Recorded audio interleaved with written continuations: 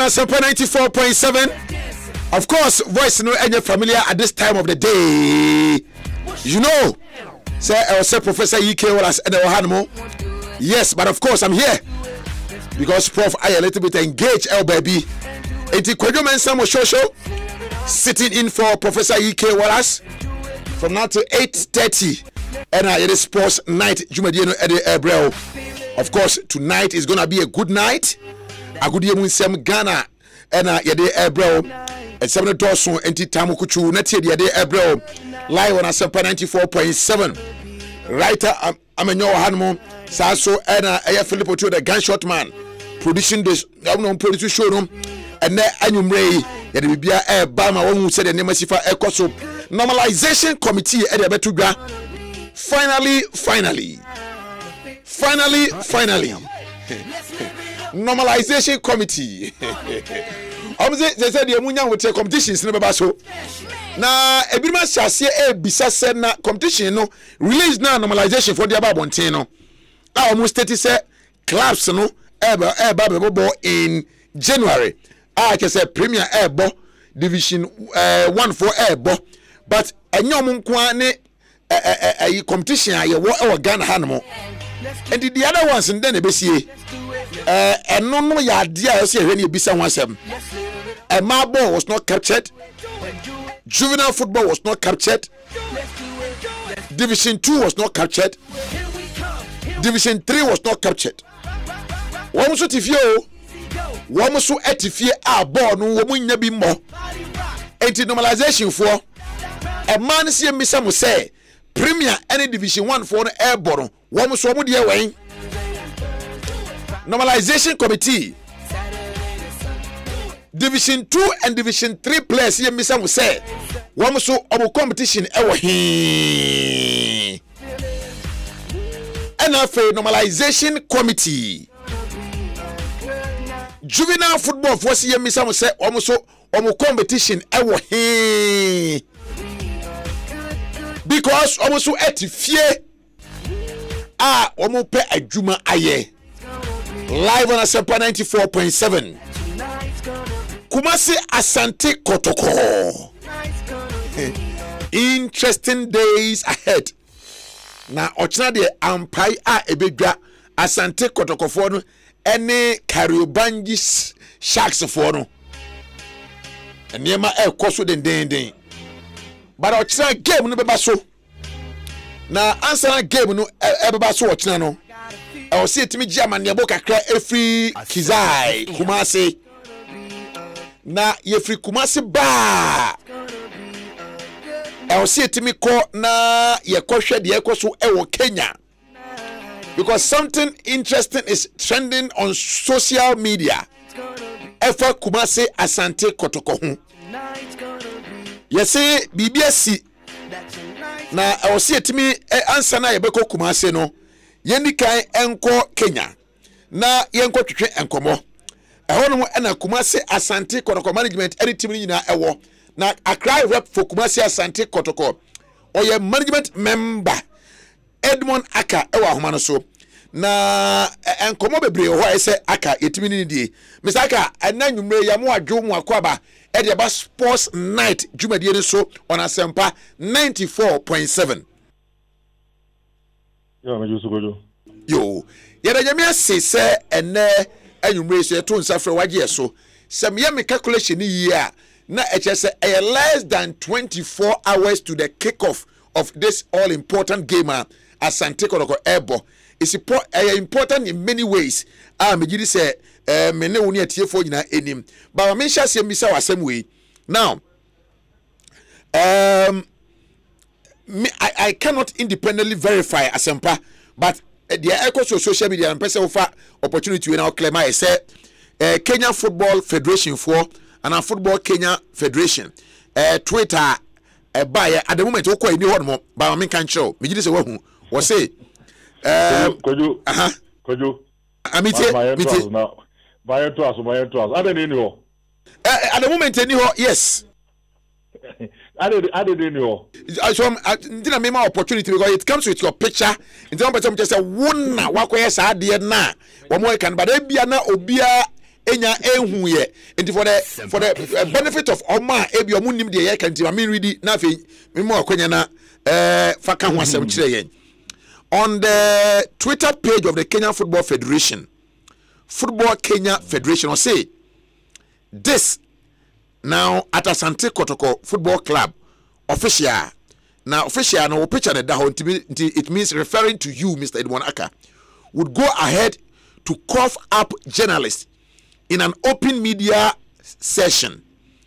This looks like a village club. If they have such hooligans in their itinerary, hope Sharks win tomorrow. Now I say when they are captured by the Kenyan Football Federation, no, but I address this particular issue because it's I'm the picture the two and son of trust way. Mozo picture not who you know, obi no be kuntokwa, obi active or as a hooligan. Ever picture no. No, because Jesse Esheme you do go training Esheme no. And now the Osha White no jina on Ali Ghana or ye Kenyani. Or driving. Ono to nuwesi wo enye oyi omo afi na de mai ono to nuwesi wo or the boy your transportation oni enam de bia the Osha yellow on the background AFC Leopard omo team manager ono so blasters ba ha ba Kenya no na me no ni Ali no na nam ono so ate say ya ba ha no ma obviously a hotel oni ye call park so the Osha such a check atare no ona oba ho no ona be creative ba asem ni nyinani fi ba ha no baby a ye training na ye kan say nyina no Kenya journalists eba ho e be try a picture e be cover a training session interviews even players no bompa to yinjum kra o cover from that my buy and then omo kan say ombeba omo promise say no ombeba stadium wo ye ko e no mo mai nti na me say we bo baba me say nkofo bi aba ho eti me approach coach say de bi am enya me pena me di ye before me o sha the media on me approach coach bisa no say either so we person obey interview before or after the training eti we no ade o ye after the training we na dey say omo answer na what training no catch an assistant say omo continue until or grant interview me organize here not even demo omo unfair press conference and media interaction me na me initiate here it coach e can so be person or no be kesa answer na just one hour me ba aka na just one hour initiative say okay koto oyaba until we dem kra mumra na mumene your place nya interaction yes sir yes okay yes. Okay as one making Angel FM 4 Insha FM 4 Fox FM 4 who again you are the same OK FM 4 ewa omo nyina o bi iti sike baye interview ni wie no ena yefe Amos nso bae iti Amos interview no that particular guy no also check on the background no onu na video no ye interview no iti yewe no omo ye two personal interview ni wie no mo start your session no ena me ka tell say they have 10 more minutes to leave Asempa ena omo ankarry iti in fact the me ye nyina no enya me call for enya obi an agree but the coach understands say oh you will grant them iti ye nyina as manager you agree say omo nye no Ghanaian journalist obey you omo Kenya for no na ye iti no omo wie na me ka sa no nti ejawa atam no so ya me si omo nko no then that particular guy no say no omo nko baby a na omo 11 more minutes na emrase say omo cover your session no 20 minutes and every time say emraben na wo saade we won chere me mrakro because me na my initiative me na me free coach no so unhia omo Asempa enya wo na be bisa me wo ba ko wo me introduce one chere me na me nso maba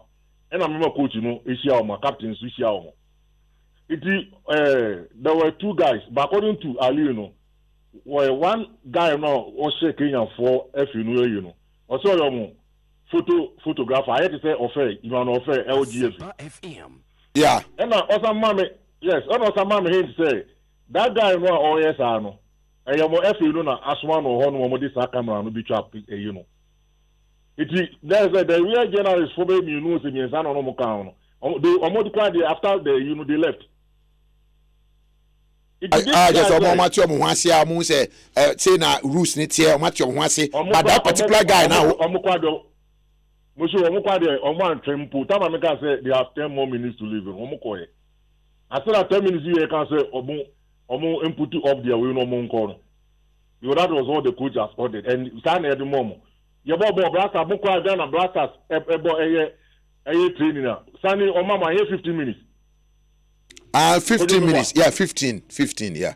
Kenya they almost say me mama 15 minutes you know be say I come 11 minutes into mama nko enya so no nko mama nko na ono ye host no ye dwuma omo afi e na say onyi ni card a che so ye dwuma omo afi in that case so ye dwuma omo afi e no nche so wo ba be hye emra ma ye ho na afi no eyi ni pa ba ko be share your airport Wednesday no ye buy ono ano de enam ono ano de ko bia ye ba sa training no sa boy no ye ka che say if person fi hotel 2 o'clock na ye start the training exactly 3 o'clock or ye match time no guy no duru hanom by 4:42 ye ne nenam iti one day no betu ya meji from baby say or ya less asante ana you man da so be after ya ma o ye bia makado ana say ye bia or the sesena so onye liaison officer ma timbi na Alexa Santi aba ana say any of the stars na ba say ono ye djuma o finti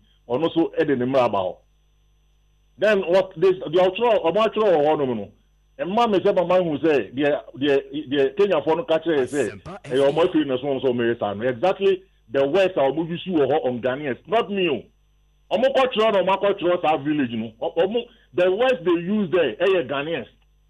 It is this angel from Ghana, Buffy and Obisa say, if you are able to me, I say you come and I remember Mohan, I did the moment penny at him. It is the middle Jamo, let me jaw. Baga, and the Uniomo ya no anase ebeye, Bibi sent to Kwana Casacasa between I am to Omoncono, and a Ganga no Muse Omonco, into no, because you call the job until you baby, and a Perusha operation what you say. Make sure say akwano de camera no esi Santa Claus no so a show park no so no yes onim say o ye photographer jumada video jumada na o dia to o twa nti be say we no brink nti ono head to us we die nyina rush ko na Kenya for no omode liaison team no officer no drama no e ka cho no so omunja de omoye no.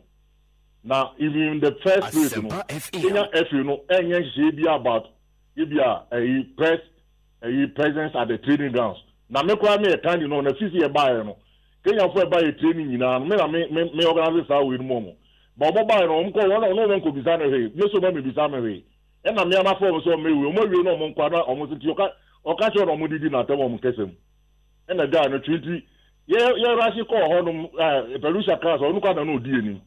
It is guy no the camera so a shot or a beauty o peja camera no oko and a guy no make this carbon no say or you jo mo efe no o be camera no figure ni instead no this was say ye pa ye fa ye touch camera no ni be hu di bi so and a very na mo obi anya be man chobu ha na mo fi say hu na mo de be bad ya ye so be che mo say me ma che mo it no yes a de yin na ra show no and guy no page camera no the camera no say or the me do my person the camera ni or two camera ni say so the bubbles or the ball perisal and ye the Johnny will be a hurry see nchen and you go come baby it you ho about 15 minutes after and young guy be buy or buy no on so say Kenyan for if you know you be after any be and obey to do so no am I say first will be liaison officer no and will be trained so no or tie bench no because not tie bench o the job manager na minimum you could be sam but you say I'm more headed towards be a median on buy into buy no bo ni din chem say your friend Barry now your communications and a marketing officer ma football Kenya Federation and I'm see okay and I say omo ati nsem bi na dey na buy and I be church him say the match him I no see oh yeah sorry very very sorry now o take responsibility of what has happened e ho no dey the number me need you no bo need tell me nti nkomo na ye di we no kan so no say in the first place yeah I had the impose yankasa from so me omo na me any interviews but mo man yes an je no na kan say ono no any omo media no kesa no mo ne ye kesa na omo ready omo communication we ready omo ba o iti BBS bia we should forget na football no ya nyokofa iti ye bia na we ga ba say abe they say the governor for them for am so enye the oyes na we are free no aba and okay to George man okay baka yeah enti yeah the fire bass no and the number man say me the number na bibia me free no iti no show everyone want say we say governor the bibia to omo enye say we say omo the bibi ato omo Twitter official Twitter of the IFO. Yeah, and you be almost pull down the story. I didn't see almost pull down the story. Yeah, almost pull down the story, but I don't think na me bisa the we say later on no nipa na buy no be introduced no kire we say on the official communication and marketing manager for Football Kenya Federation. Okay. Your friend minimum that on one or store the number e go me phone so oba me number. Opa me to the amount me ko find your number. So they make you anymore. Me den your number. Okay. One was spelling it being store be phones money. Okay, we are me ya kasa we are pe no WhatsApp e dey abam but so identity because they described you Mr. Edwin Aka to quote in Ghana Tell us who everyone say Ghana has you in quotation marks. We are Krasini or say Kotoko is a village club Kotoko in Krasi for team. Na now I'm saying we are hooligan. Exactly the way sir. Omo you even omo describe Kotoko any Ghana for and the man perisha influence no ono so ebe mu na yewe. It is this way we can catch barrier no. It was so only a villager and an over first leg match. I wouldn't say in a week time. Obeko return match will be behaving this way. I don't know. Yeah, in a way because the men and me host say Kotoko and they host to you for chance for Kumase. You didn't say we ever. Yeah, Friday we busy. Yeah, because I'm wondering whether a woman can say Ombaba back to Ghana and the Akoso Nina from the bus episode. I tell you, say, Bass said, Mamunye, more complaining, you know, or my bass no she, and a DSC and the whole in Tawantawa echoes between money or Munano. What should we be actually say on what Ghana, and I should be aware, say, they will come back to Ghana. Oh, there be Yanka be sad, Bojo. Unim, no Kenya friends, or more who team in one. Your platform be a Kenyan journalist and be a friend of Football Africa Arena. Then before I was winning him say Enra. Now there was an attempt by me at Monaka to get to the FA president of Kenya here. Because or a member of the platform. My friend is one fa. Me need a number, but because of the platform unity. My friend is one fa. And I'm sending message. But come now me no kasa one reply. It na ye me wanna me call platform so na before then from airport na me announce my presence in Kenya e mom no mama makwaba it em na me bisa say is it true say Sharks president no and na owner no ye president of Omo Efi no na e no mo si an e hope am starting your private messages bebre an ko for send me ekeke kan sem chere me ni ade it ekeke kan sem ben chere o sem ben.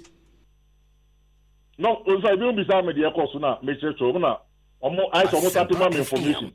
And the mean, I was a platform, I said, beautiful way.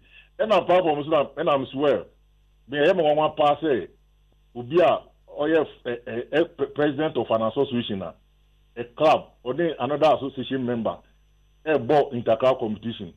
I have bought first leg on the crew. No, unfortunately, you own the club.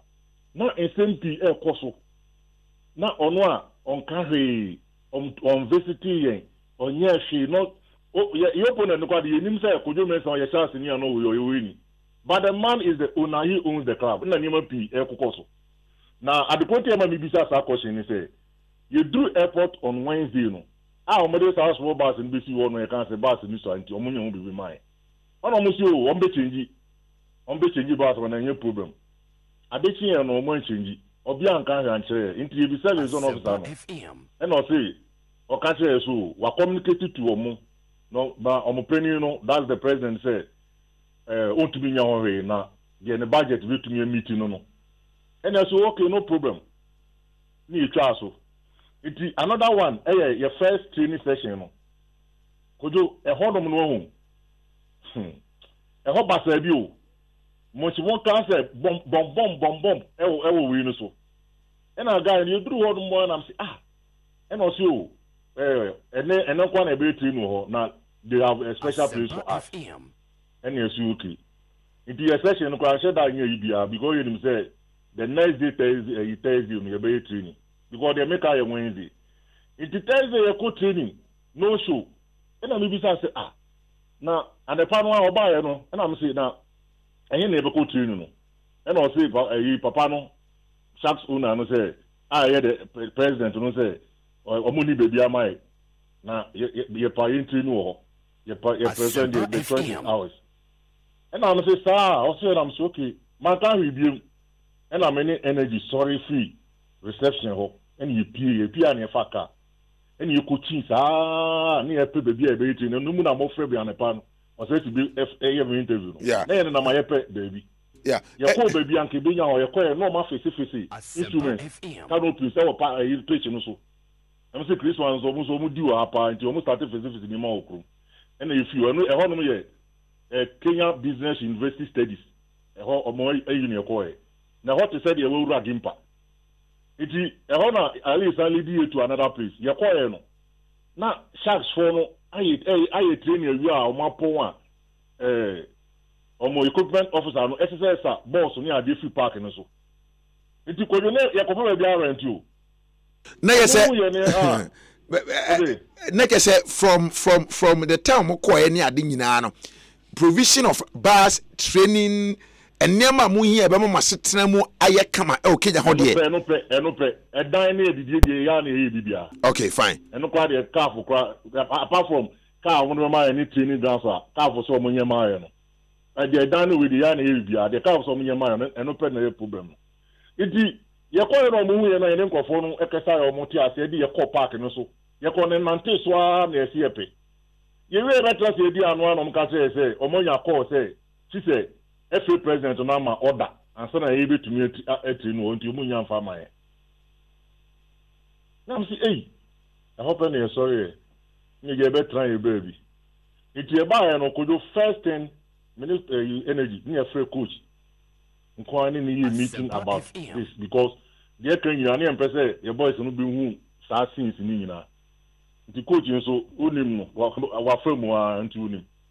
And you agree no a hope no someone boys in the meeting and on your casket ekasai e tutu ni wie iti kojo eno anu nti your coach training by your coach training no na guys no platform be send message say on person mo hu baby a e wo no na omo ba ho no na on be cover and I make sure me bisa the zone officer on board say you for Guan Institute who dey won me Kenya ni bia friend bisa ni say there is a park at a baby friend of Guan Institute. What is the state of that facility? If the guys know about if the teacher and you put on the cover a train, you know, a cover you know mko you TV so. Omonya Ghana for, omonya Kenya for. On ba the try. Omonya na you training session na omonya interview. It did not ya you come for no accuse me say on by no yama ne kwama one omoni ko team no nkasa but me maosa in the Kenya General Reserve no nkasa am sure ya bombe do mu nyina betu ya interview no afi no mu sure da bi omo ye bofo nti omo do mbe twe na and you do it what am say no problem era ye nyina agree so omo do it na omo ya interview nti ye we ya ye ba hotel na me bisa sa question say you true say ye papa ya all forum no so platform no so we are president of the federation. No one only we know almost I. And I'm sure I see.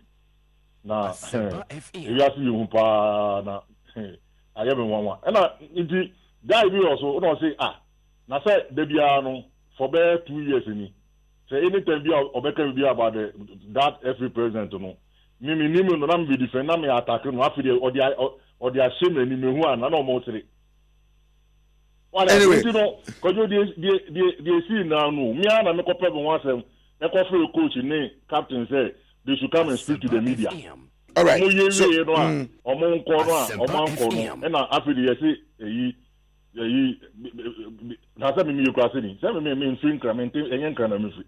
okay. And Oma describe say we a hooligan. Na we say we need na makoto village club to say team if you crazy. Now 90 minutes tomorrow. And a betre eno anti na de koba ihula balu nyina ya koba nyina no abay but we say in 1 minute we dey able to facture say whether team no focus on the 90 minutes because de koba nyina anamontu amatu fi nkran kumase bedu nkran afri nkran akodu hodomo ene de mo ye nyina no the 90 minutes 12 o'clock Ghana time ochina ene betre enti yebese hu say whether the team is really focused in spite of the SEC nyina. Yes, kojo team dey focus pa. Team dey focus pa. Only say in African interclass competition say utu kwanko baby no husiesie ni ma bisa. Na I said will be bo apampo no share odin. It is na boys ni nyina afano. So mo nye focus anka in the midst of all these things like about the players be involved. But omo ni nyina omo chese omo yoki kojo ade ehia ye pa nyame aye ya dom ama yetumi aye ni say ya ye gi hotel ya na ye to yedua ni de ente say first no a opponent no ebe ma hotel esan yedua no ma wudi eno ne ad papa esipa because sadia no kwade dangerous sadia no kwade me kwade esi yi free kwa na obi kro mu na ona ma ba bia da wi a mo aduane di na ne ode bro no ma aduane kro so sadia na ne ye bia te se hotel na nko mu no mbegi ye na o motua na o mo yeduane man na o mo afretri na nsu kwa ye pipe water na dia she bottle mama but in this case kodo hotel ye be die ye da sisi ano ubisa songo no pela oma bahada aha na blasters it buy the same people no an omo show mu into am say no near the part happen to Kotoko etiema boys no na training ni the utu bus kojo bus no to acha 30 minutes wodro we train you off bus no aba this na kan nyina already ubenya baby powder we dey do papa eno niya on say all along me say we don't want to focus so much on the bus and any training grounds no because sa park no eso ne nyina begina baby anya no na nka we ball na nyina begina so enye so mu gina carpet grass so ne yegina baby itu no ye no eno kwa de yechi until say enewia mia ejaze minimum do adoso say eye must say and I obligate say if a team if you are and into this competition a club like Kotoko now you baby na media for about I didn't even wait for them to ask me me arrange here yeah okay enti we dey kaje chita for your supporters in Ghana for say omonko makoma nto omuyem na foko me no kese obi ada manager me ne me operations manager da na wotwana ye ya e call so na ye say yi abontente sa na ewi mu te say okay nti omonko makoma nto omuyem de omo ye no enya de a high baako because assembly see no a ye pe every president no o mo jo ni ha oni kom akra but by attend na pay boys na ha ko bofu say that we granted interview akọ kumase say bibiansi ya ye ba e bibia yo okay Mr. McKenkan accepts of that interview on the social media but it say it ye de kan say koju ye be boy wi nyame adum ko tiada enwumre be 2 Monday and a 11:20 near Okotoka. Now, I be prepare for the second leg. Okay, all right. Be the more year no the at the Kitwa Maya cry. Okay, you at the Kitwa Maya. Right. Yeah, you see a year be a tiwa, and yet your mojo, they say. Okay. The assurance given to the supporters no cry okay. Until there, me emphasize na ochina no live co once inshira ho there. Inshira any adum live commentary. Inshira adum Asempa live commentary. Ghana for be TV there because so. Tia wish him all the best. Good luck. Na afi yen trust wa I da say. Kojo. Madam Asena, and suddenly do suni. Only say you call pretty much. Why 24 hours to the game? I call pretty much. Why? I didn't say I'm call pretty much. And no, you read on the country say you call pretty much and not 10 o'clock. 10 o'clock will be a and I say you call pretty much or China part 8 or China about match and a part 8. And you call pretty much. It tells you say near man of course they don't want us to get closer to the match commissioner or the match commissioner to see whatever is going on. It pretty much or China about 8 o'clock. No, but the main say, but they are not the people who are supposed to organize the pre-match. They are not. A match commissioner and the general coordinator and so match commissioner. The match commissioner one I did less than 24. What team then near BO Kenya no match commissioner no I didn't know Kumra no. Oni Kumra. I say Obo do her and I do 10. And Obo do her. Oni Kumra. And so reference in the Omo says match commissioner there. Obo about 10 or the same and I do 10. Aga, what do attention was I no enti wo de my infancy aka na yentoa so ye hwede besi anopa se ho be yi hia se ba ye ba na kakra bia ne wo no na ne ache wa ye da se yes I don't want to go yo said you the mumu fai na Kwadwo Asante so ha na sia so azedu we dem se kasa yi mu nyina matie bi na mahu de ekoso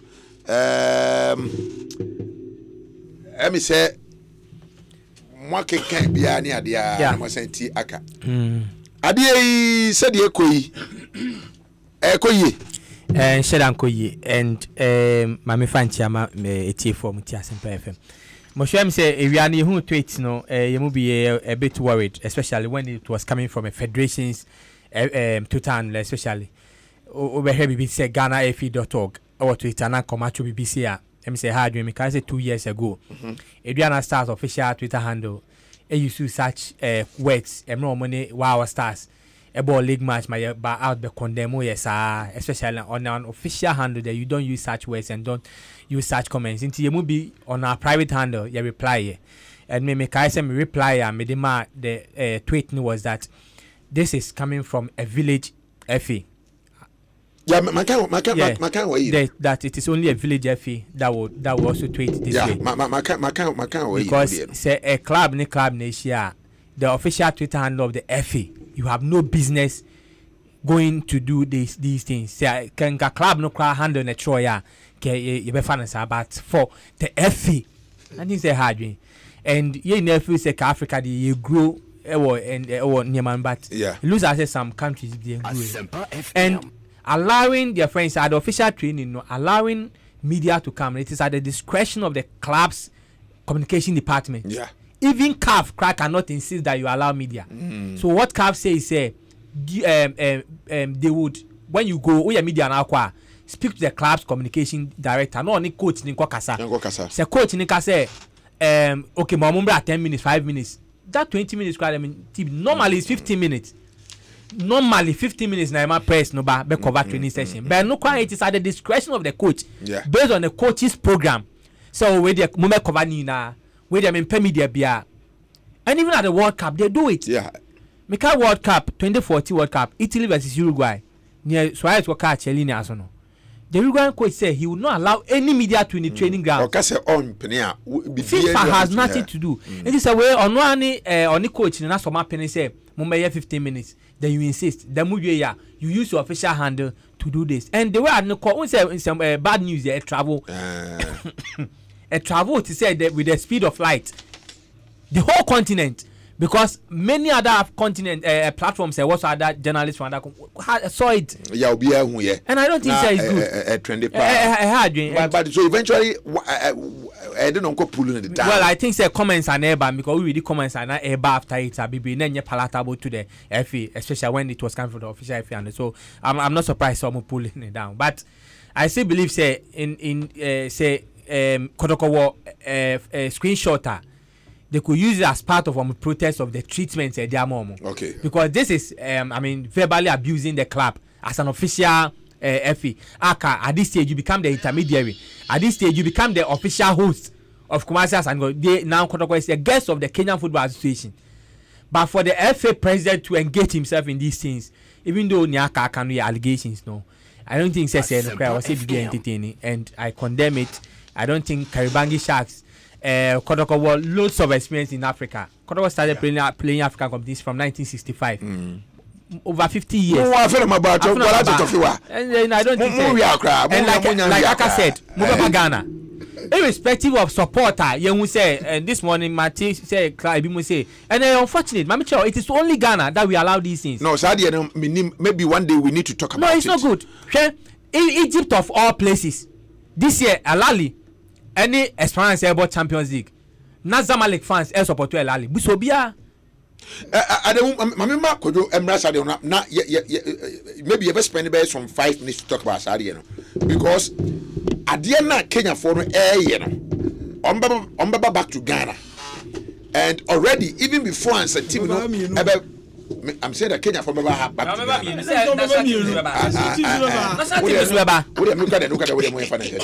But now when we say treatment now what they mark Kotoko. Number 1 Kotoko so sing. Number 2 enye ebia boa bi na achia boa biaria anka Kotoko for oda no wada. But knowing that Obaba Ghana now say FA president our only team just like Wow Stars Ghana you know edikojo omutu omankasa amana because Obaba Ghana and I know that already in Ghana you crow said na say do air can say nipa bi started air can friends of Karibangi enti the enkofo no ye Kotoko ho no so mba Ghana na Kotoko ye so mba bi na obi kogina ba bi ka so friends of Karibangi Sharks wo ko ta Karibangi fo na chia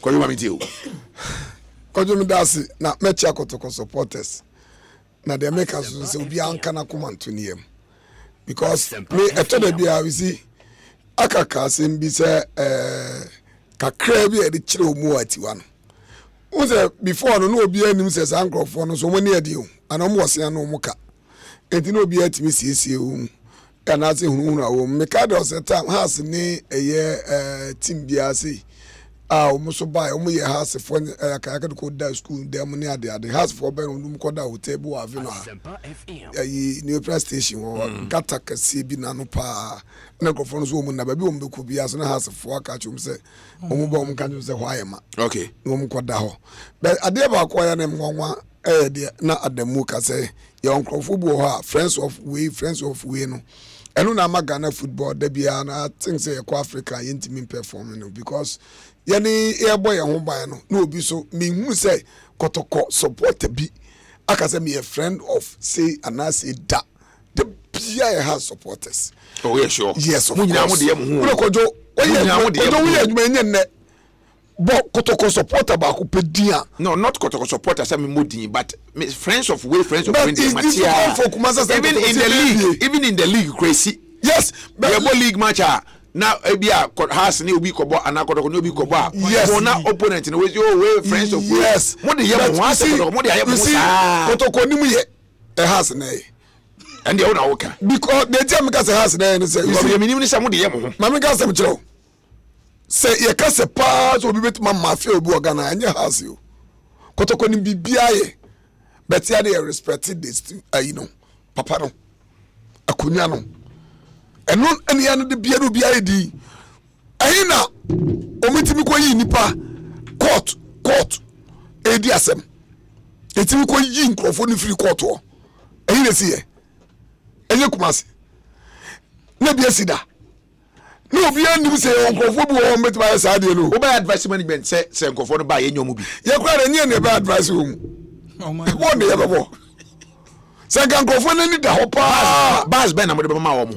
Oh, me say me too ahomachi me ko Kumasi. Me say bas ben na mo de be ma wo mu. Me say ya kwa ahomachi too. Me ko Kumasi. We Ghana your buses be come nice ba open. Kojo to the call bas me. Kojo, what tra car any doors muda. Ye wo VVIP, ye wo VVIP. Ye wo VIP.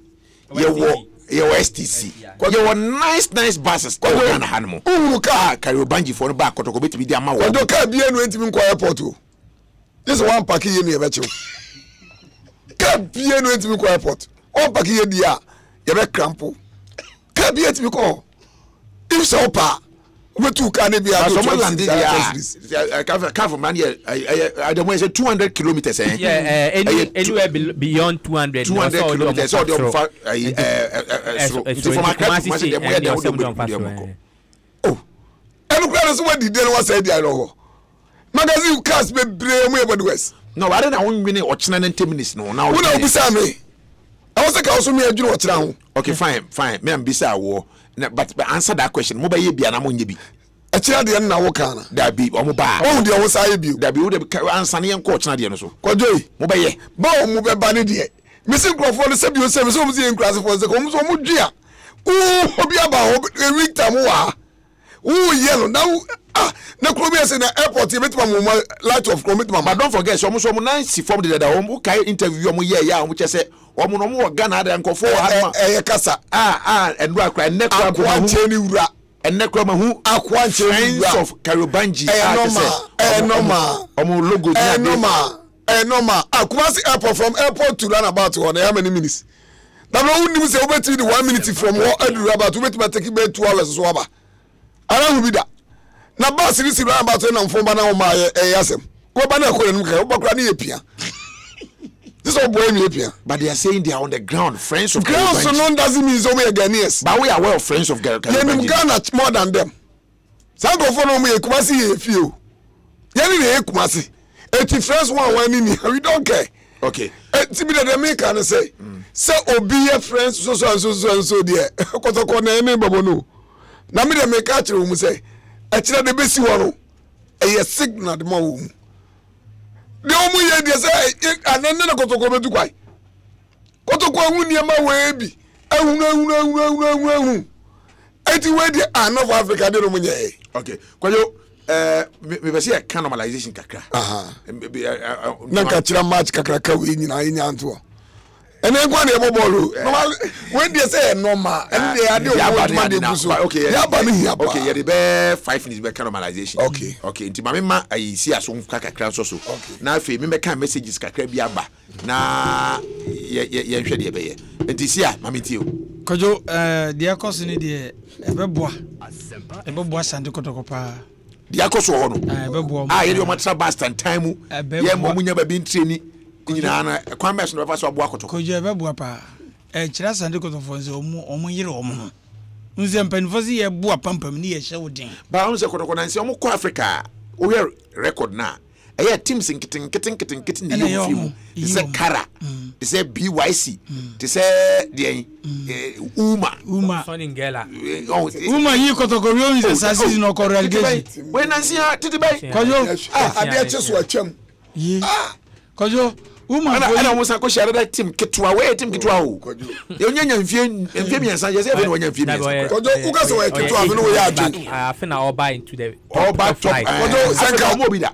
kojo senka na adwene mu do a akonye de wo ye ho no o so atimi no we adwen senka na adwene mu do a enipa won de be ball actually less than 1 week wo ba ni krom 1 week ozo se wo de wo sisi na mi wa zoro wo kwa Ghana ha nipa no so cheo. Okay sia enti me se de akoso no ebeboa sande kotoko exam ememo anu hu se de angrofo yiye no park na akasa o betimi e de chen de o mo ye wa bonte no ebize se o mutumi ya muse de a ene referee no ba begina gro mi de ebi an se o ka se match commissioner kwa ni krom ho o wa infa ba kra no ho ne ma hu no ena o be referee o ba begina mu ni ma bebre na be koso park no so ndi ese kotoko players ne se na management asemu players ne ko gina go prama no so no omo asema eni ti no mimi de mi hu se beboa kotoko na at times ya na Ghanaian clubs ko ba bi ne yi omu se ya scholar ni favor om Ghanaian clubs they say ya emri has to folk omu koda ba bi school them afi obo ase am some boss 10 minutes to 12 minutes no na don't take jana so about 2 goals na o ma she men safe crofo si emu biem na ye mu biem ba no mu dwane ye om ko ba bi inti we no esasa no kotoko players no hu se di ankrofo yo metime bibi o park na me de afutu bako pe na me de mo se coach no on kasa nche ni defenders no for red card asem no mo escape because kotoko betime the red card yes and a penalty so yes into omu ye very extra careful because the omu ye ni kire say ago pramazo betime bibia so in say Ghana na ye ba ye de asofu sembe wuram o na nya hwe na ye na o mateta na o ma be yom sa na o mo ko ti ya no be but friends of one so omu njai Ghana se ye mobo ha omu me use this opportunity in fact to de nyiji ni kakra me kra na se nkrofo ni ba kuma se me ko kra kwa hwe bi meko trago pramazo na mzuma kwa hwebi ndi omu nko yire omu no mu mi omu ni no mu ko konkodi no mu nya sa concert na omu ko no ma ko ye uni Nigerian club no be share kotokotu an kuma the following week one go relegation your firm say Beja or something Beja that is the league no in the league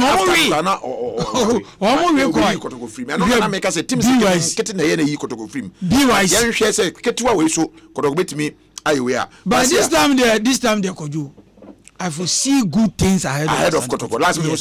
Yes, send a message. Yes, I foresee good things. Kotoko. Yes. And the way I won't say, I feel but there seems to be some unity in the camp of Kotoko this time around. Of course. As in Africa. Could you, Mammy, see what you okay? Said Dr. Chebayano. Dr. Chebayano. Me can say Obenya 3 years on Ghana League Makotoko. But Kotoko supporters in the bin tears of American as you. Miss on to me, but obey a club on my fair into a one pay and kind say. On him kesema na hwe teams more than 3 years. Anye sa obeye japade bi asante koto ono anko sa o enjoy. Hwe kojo me wabo first season wandumi second season anasa adaro ma ya wie. 2019 year mo league.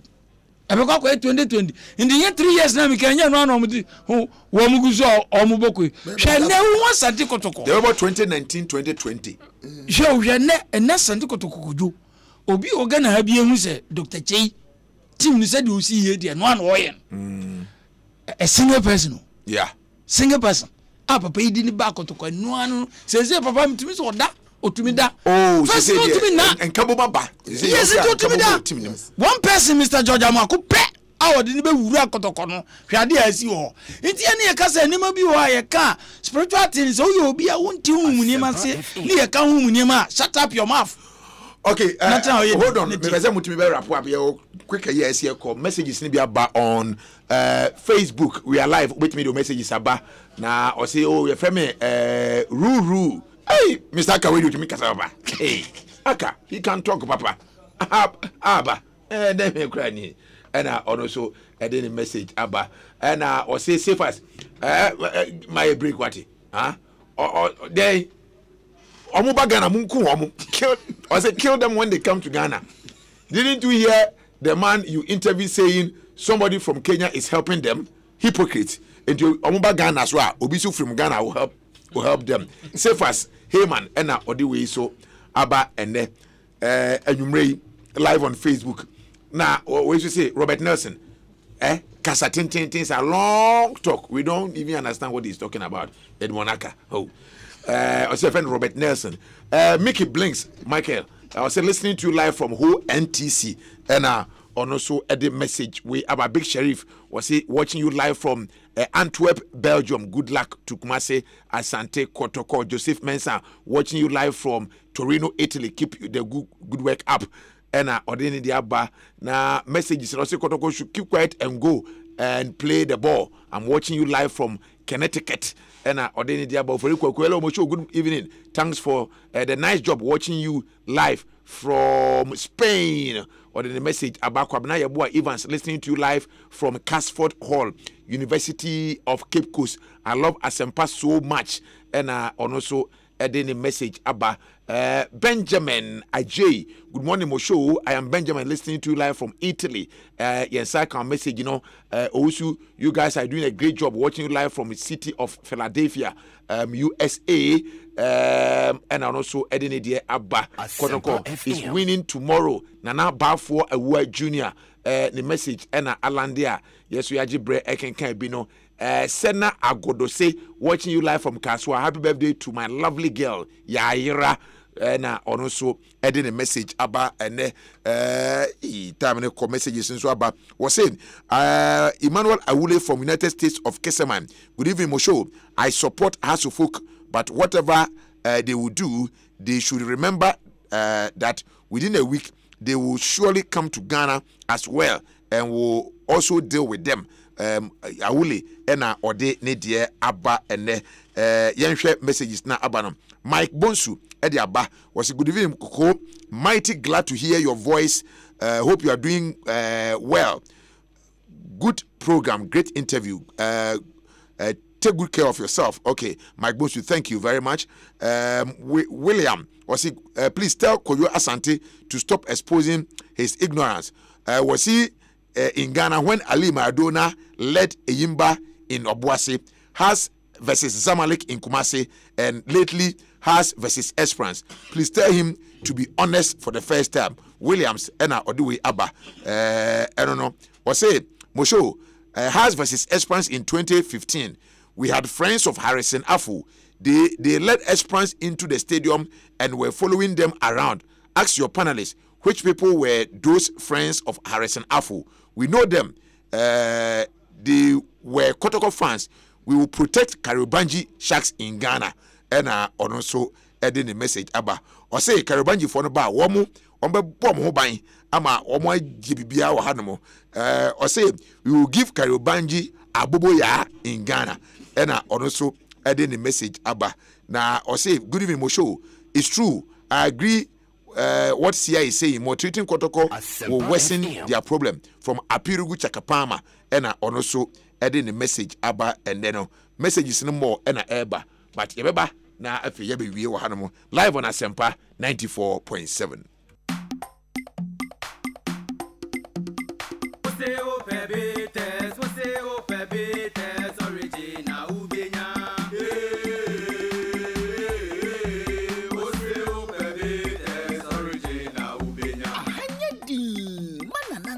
Origin bitters dear a yen dear mo. A bin for now to Amubuase, a de habama and anwa. Helps womu come on, Casancasa. Nana Ubeti say helps you.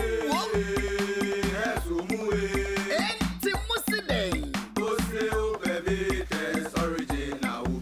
Drink responsibly, not for sale to persons under 18 years of age, not recommended for pregnant women. This advertisement has been vetted and approved by the FDA. Which you would say when you sponsor pa.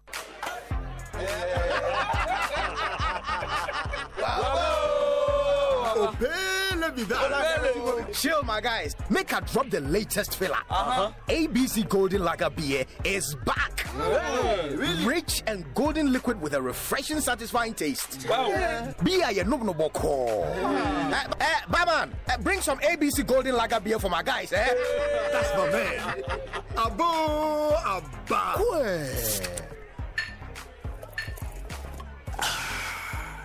This be legend reborn and pack.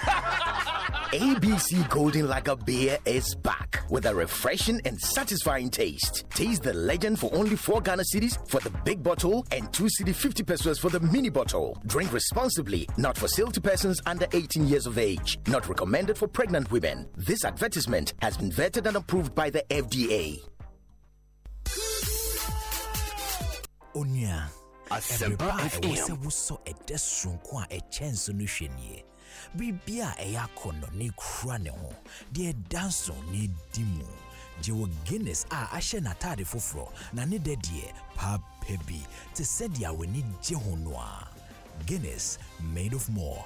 Numnyansemu yenton ma obi a oni mfie dumwotwe. Enye ma pemfo ne ma eman kwada nofo. Nkrato yi FDA ahwehwemu agiato. Betway, for the love of the game. Sister waitress, Mr. Present to whom me table when I'm new chi move you. Me pacho mini. Good. One who negus now, one cheese be a table when she had to say by the fireside or corner honor. Me pacho ane. Good. Now what about a guy now or neighbor giving support joint honor? Me huno. Wonderful. Now a dear Peters necessity o manima one more sepina corner if you trebian sano. Me pacho a kakai 777 bitters for fronwa. Hey, na Peters ibada benya just sporting in our boss so a pieces will be a table so high. Eya Kingdom Beverages and Safufra Woma ye and say yama engagements ne party ase outdoor ne a year sinina se kakai 777 bitters yipwe honum say ya and sunumo. I see. Na se Kingdom Beverages Limited at the kakai 777 bitters aba. I'm a man for watching a dog one. Na meti ha chi go slow. Ye fast na bremibi. At to phone friend 0244 805 415 and now 0244 803 899 at your phone sunum no mon kai say yenton emma wonmu a wondum fie dum woche enye emma apemfo ene emma wonma nufo. Okay, so we are live on Asempa 94.7 and Wasugusa Wutieno was a Kweku and Sam really enjoying the discussion. Kotoko will win. Watching you live from Kaswa Iron City, and then Mensa Stephen watching you live from Italy Palermo. Chris Ampedu Ochre, Osho Dragum Mayesa, Kairubanji 1, Kotoko 2, Keita and Jordan. My name is Nana Ampedu Ochre, and I ordain a message Abba na ayi said whether mu any kojo any sia. Mama yan wrap up on the show this evening. Na wrap up na ye say normalization for no abomodin edebi ye krata bi ababonten e bi damanim a wo mu say say de Ghana football ye resume premier ebe competition na 48 division 1 clubs so abom competition na I don't know where cried any tentative date confirmed 26th of January 2019 to the end to April 21st. Yeah. Sedu the abanu omasan the a bit of it, if I should say a detailed timetable the aba almost say meeting the participating clubs. That was Tuesday January 8, media launch stroke draw Friday January 11th, and then registration of players Monday 7 January to Sunday 20th January. Integrity workshop for referees Tuesday January 15th 2019. Now if you be a ashasi well, I think say a good call, good news, and we are who you make us say after 3 months na final normalization committee has started on Juma year because the Juma of the GFS committee is also be Juma. I know some organized football koso. Nti me who say the 3 mandates no. After no start here number 1 no. Number 1 here to run the day-to-day affairs of the GFA because it is only when you are playing organized competition and a football phone makes me a boy raho oh me ba be protest me be transfer player away you show me yellow card me ba be tua me dey ka fine me ba be tua. Apart from that, you know, football fund they have no business going to the FA protest. Karela and Kabai Sam Kamuti Hono. Yeah, player status committee height so. Until I found said the day-to-day run of the GF. I found say Edwan here the Eba starting. Okay. And the detailed, you know, the last one the integrity test or checks on the referees. No. Yeah. Very important, and any future FA administration must include it. It should not even be a day. It should be a whole week. Integrity test and checks meeting or seminar for referees. Mama police ID from brass meeting numu. Mama BNI from brass meeting. Mama key stakeholders brass meeting. Training referees know on how to avoid some of these things because we don't want to enter into the next football season with complaints of referee. So they won't be 100% best, but they must minimize the level of mistakes or more. Okay. So I think it is a good call from the normalization committee. Now we know that they have started their job. Now I can't remember review the GFA statutes and organize elections. So I can't see our detailed roadmap at least to 1st April, 21st April. And very good. That's what I'm saying. Very detailed one. And they are ending on 31st. So they will leave whilst the competition is still on. And then the new FA will take over. Say governance is a continuous process. Say NDC for few hours. Omun say Rose ye close no. MPP for about metwaso. It is a urban league no competition there were into quarter final kwampo. The job and the but there's a question.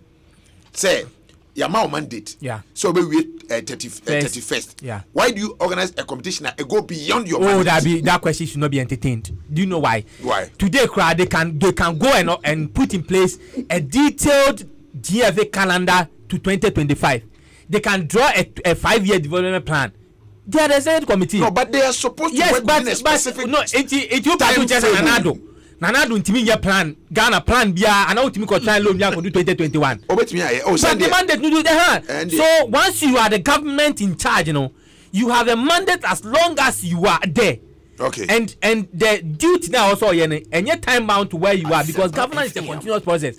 It is a loan crown on Mukoja. They can take a loan at DGF in 2020. Open so chess and fans here in the Puma deal IND. That's what Mukosa new deal. They will beyond their. That's the point. So anything they do, they shouldn't look beyond that day. But it is only their stay that they must look beyond 31st March. Okay, so but any activity can go beyond that. Okay, the competition now go beyond the mandate. It's not a problem. Any problem. So that when they hand over to the new FA, we'll just continue. Or now new FA now twice to the 21st. We just handing over. Any problem. There was I mean, football people should rejoice that finally. But when are they also going to give us a roadmap of ABR ABR campaigning? We should say, and now ABR review this time of period. You will review now. You may be in nominations this date. And no, the most important who are eligible. ABR vetting this period. Yeah, obviously. And all those. I mean, this kind of communication. Can say and also twice. Only say Jerome Meka said the problem with the GFN communication. Yeah. And I tend to agree. Do you know why? Yes. This is an evidence. Player B can also processing the documents be. Ofi BA eba hanmo. And you catch so no the regional face no see omu na eden. Ejuma ntonko. Ofi say communication way. So omu dey to public and kan mboa. If you know say the regional face are now working and they can do anything to say titina. And also the bad public say, now we have empowered these regional FAs to continue to do A, B, C, D. And the player be what issue be no regional origin kwaye. But my player no fi ni region wa ba kra asa waka che no ho. I think like Jerome said, anything that they want to do and I be and also my public ni hu. Na players are omunim say this has a Karela issue say. Oh, the status committee. I was saying the status of the GFA status committee. No, but the complaint. Let the complaint come. Complain the bar.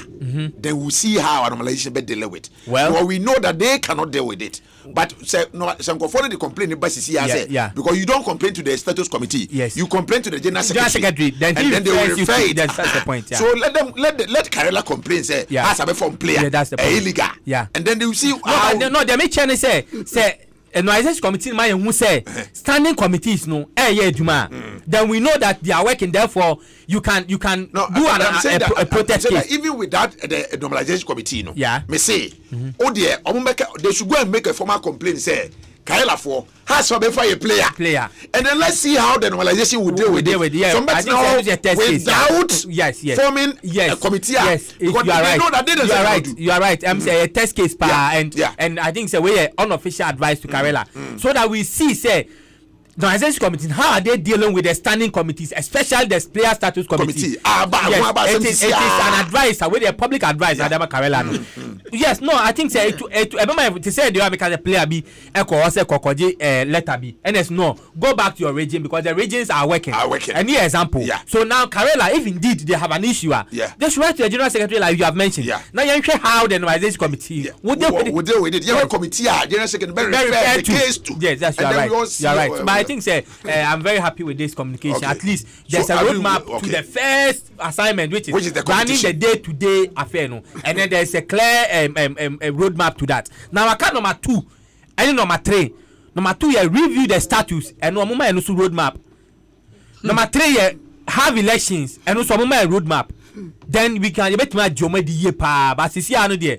No mammy and Sanya more, you bet your jom di back. Said run the day-to-day affairs no mo be quite day-to-day affairs national team is not do you know that most of this discussion only say national team any member of the GFA The national team is not a member. So when you are doing national team, do it on behalf. On behalf. So the government can even say, don't do it. So they don't do it. And what is your job? It is now that they are doing the day-to-day affair. Today, Karela can now go there. Registration of player. Karela Beko, Has Beko, Kotoko Beko, Dreamsland can now go to the GF and do day-to-day business. Now, I'm saying, Adam, what I can say, committee, no more, Beko, March 31st. FIFA, but tournament no cry no set example beach so you dey say actually your first 6 months is CCO that's all move betimi akọ seeking for extension etianu dey who get there let's say for 1 month dey o ndu ho we bunya botre December and next year December and I hope say nu on na mo akotomaba because say we say eye do ehihie omudi bai na starting the competition yeda competition dey kwai as the 31st match to be at the opportunity we start new campaign mo bet mo 1 year bet na bench because we eye tournament here standing for league more or less league no dey and the obi am na Africa next year now onya now ungo to ba me dey and kura time no kura mai kwa me anya campaign to oba because omu committee na jumo mu beye no so make sure say yebenya continent chi wom yebenya Fred Papa wom yebenya Frandiabe ebenya dabi enti me dey make an say me nyina an say competition na omu organizing be successful because omu based on Premier League and Division 1 enti we free say Division 2 near the nyina nya bi bo e dey ni election omu be disturb we enti me dey me minimum say say na Adamuka no enye pressure bia de be work committee wo enye say de ye ka na fe de we must one step eto mu ba 3 months ya de ba ko pe no wo afre o ma frɛ captains o ma frɛ journalists o ma frɛ aye planning uko obi fie na du aro obo wem dabi also du obo abai ni accept what say the big gate anu waduma no mu ye no na mu kotoko fo mu ba enya kotoko na we be na mu ya da de ga na nye nkwa na ebobo eti enya ball bom eti kojo de make an say yenya committee ni enya one step no unko ba bia o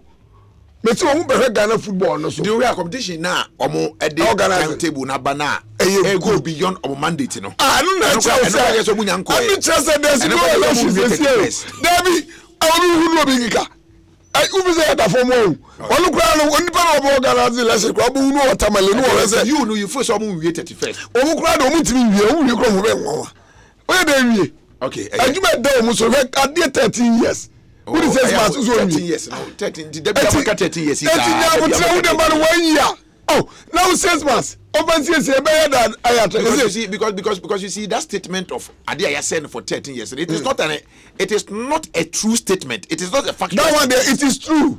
No, a factual statement that the thing was you should 13 years they destroy it. Because in the 13 years you were the and no more confusion every for old you know kwa umanga za confusion and uni say na batini we ato amanu we say me catch the way no one thing we catch the way ni na nsi anu kwa take 6 months sa we to ma we to anu kwa 6 months